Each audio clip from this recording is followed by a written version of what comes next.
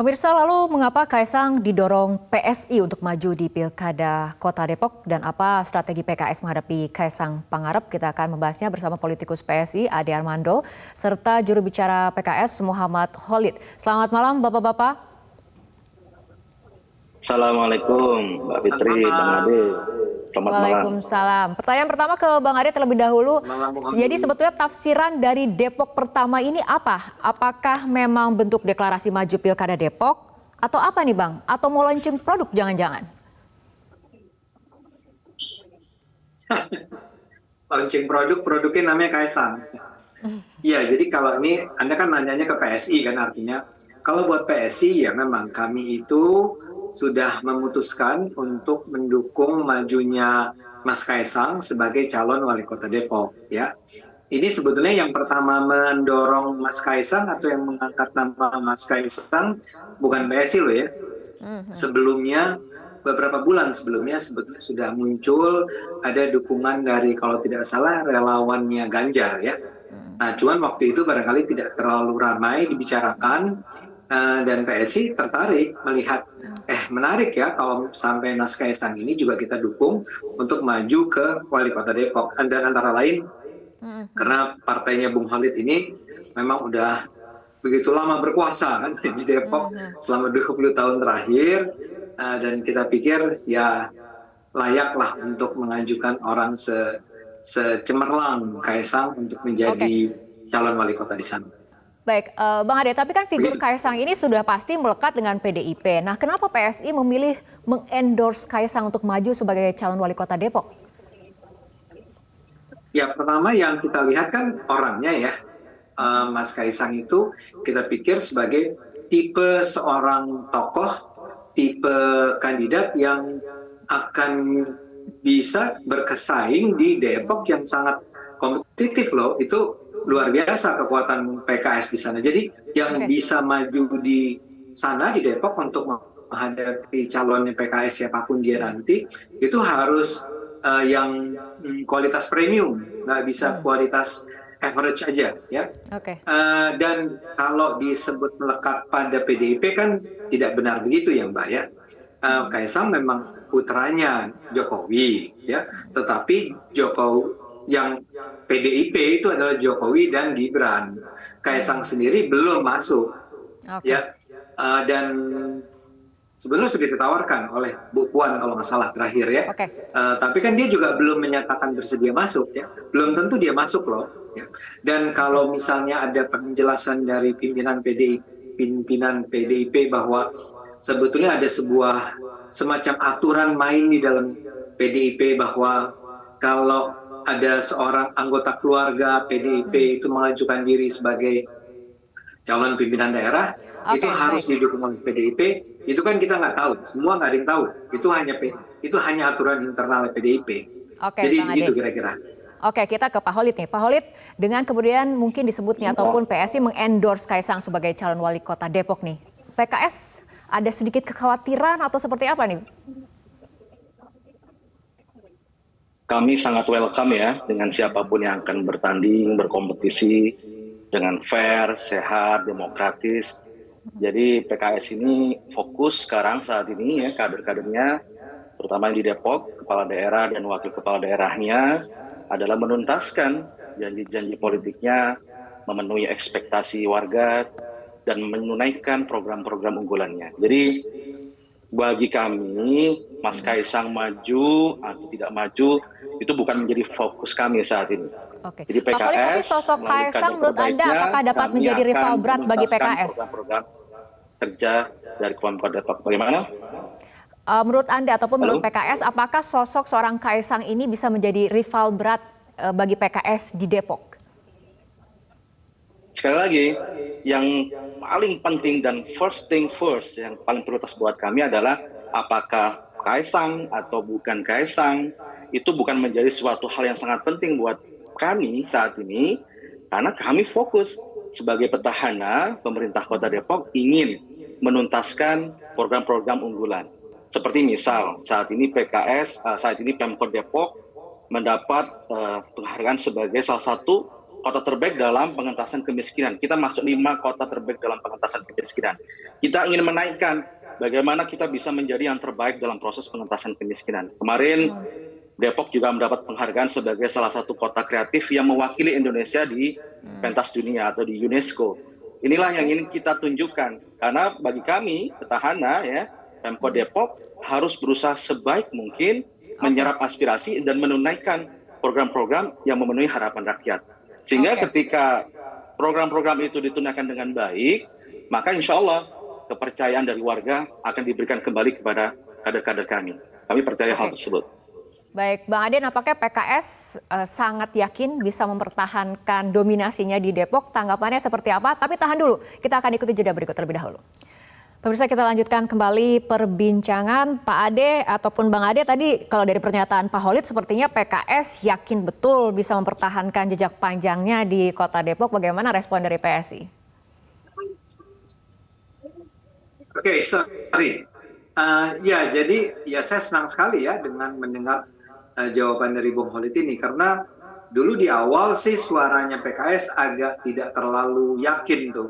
Waktu itu Pak Hidayat Nur Wahid kan yang komentar pertama yang bilang bahwa sebaiknya Kaisang jangan ke Depok deh, Kaisang ngurus Solo aja ya, Kaisang nggak punya pengalaman di Depok dan seterusnya. Nah kalau sekarang Bung Khalid kalimatnya menjadi sedemikian percaya diri, nah buat saya itu menunjukkan bahwa oke, good, ini kan artinya kompetisinya ini akan sangat menarik kalau berlangsung tahun depan.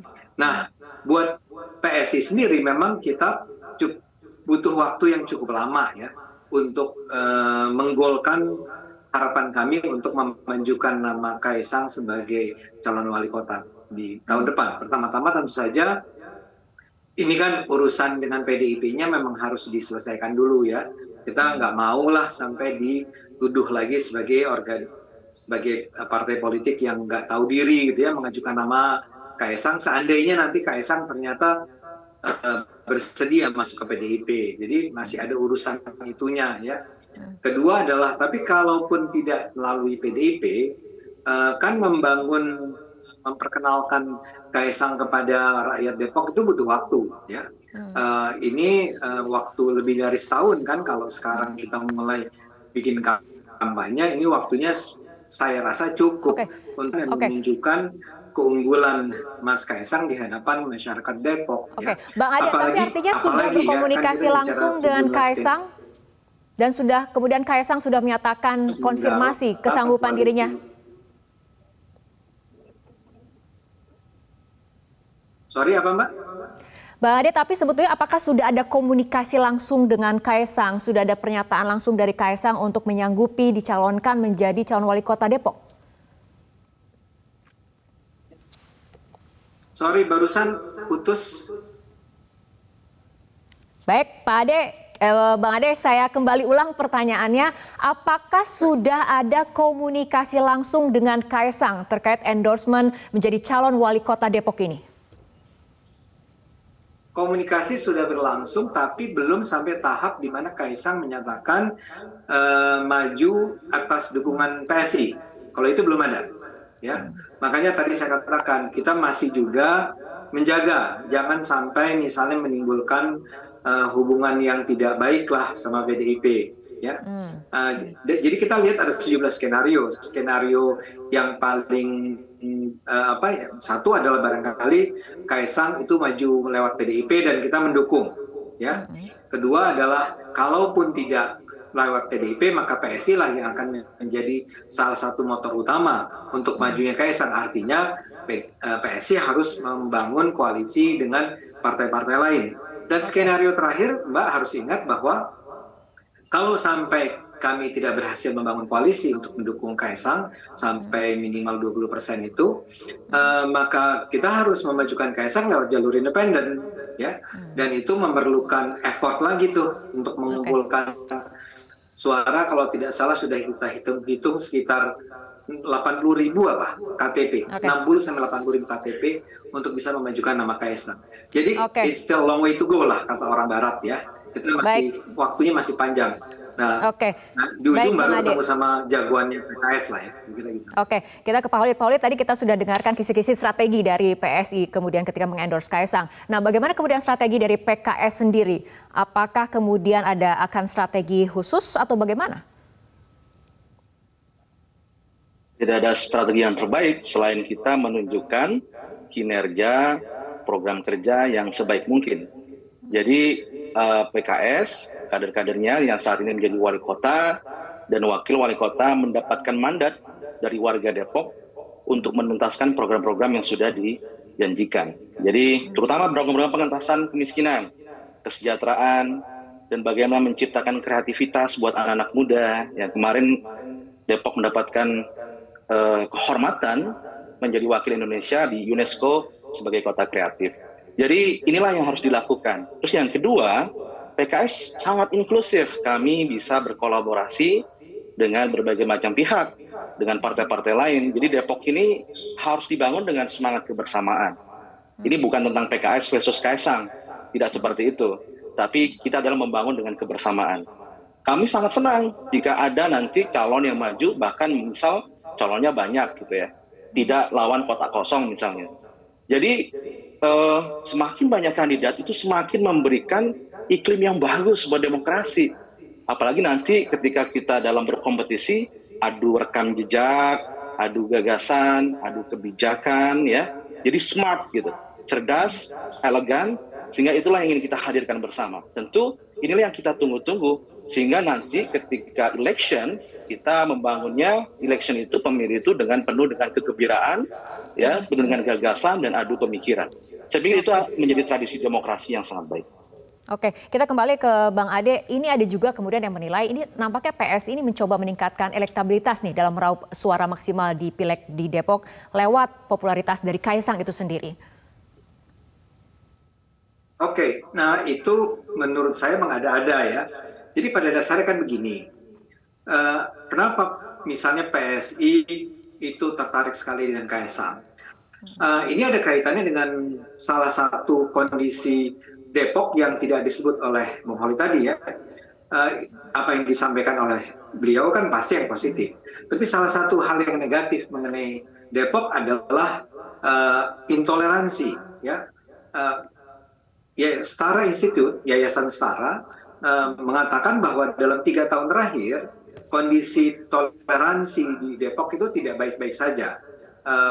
Dalam peringkat kota-kota toleransi yang dibuat oleh Setara, Depok dalam 3 tahun terakhir selalu berada di peringkat terbawah. Kalau bukan depan, ya.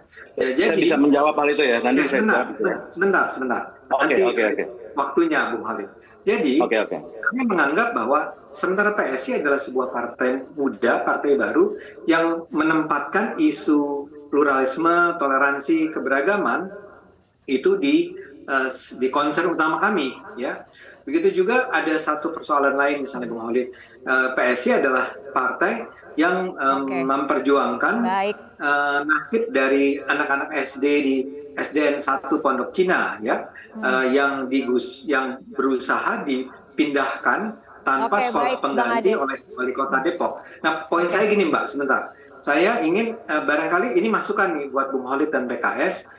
Karena waktunya masih 1 tahun, ya, isu ini akan terus mengumandang, ya, akan terus kita angkat isu intoleransi dan isu sekolah SDN 1 Pondok Cina. Jadi kita nggak punya, silakan. Kita akan angkat dalam diskusi ataupun tema diskusi kita berikutnya. Terima kasih Bang Ade dan juga Pak Holid. Ini mohon maaf. Toleransi tadi saya perlu jawab dulu sebentar karena itu misleading.